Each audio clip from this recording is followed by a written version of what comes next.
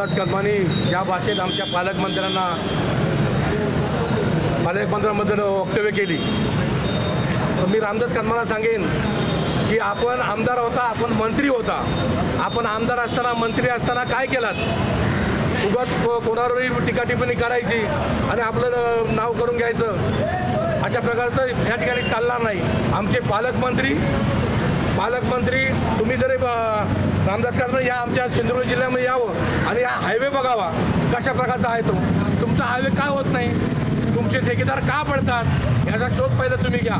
तुम्ही लोकप्रतिनिधीकडचे आहात, ठेकेदारांना सतावताय, ठेकेदारांची पिळवणूक करताय, म्हणून तो हायवे एवढं वर्ष थांबला आहे. हायवे 5 वर्षाचा नाही, हायवे 15-20 वर्ष झाले. 20 वर्ष सत्ता कोणाची होती? 20 वर्षात लोकप्रतिनिधीकडचा कोण होता?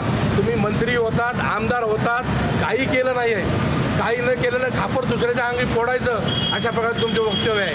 आणि तुम्ही मोठी वार्त्या काढताय, चांगले बोलताय, आम्हाला पण बोलता येतं.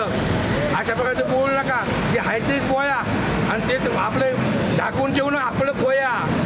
आम्ही इकडे गप्प बसणार नाही. यापुढे जर आमच्या पालकमंत्र्यांनी कुठल्याही नेत्याला तुम्ही उतरून बोलाल, अशी वक्तव्य कराल, तर जशात तसं उत्तर दिलं जाईल. त्यांना विनंती आहे, महायुतीची अशी कीड आहे की त्याने लवकरच बाहेर काढावी.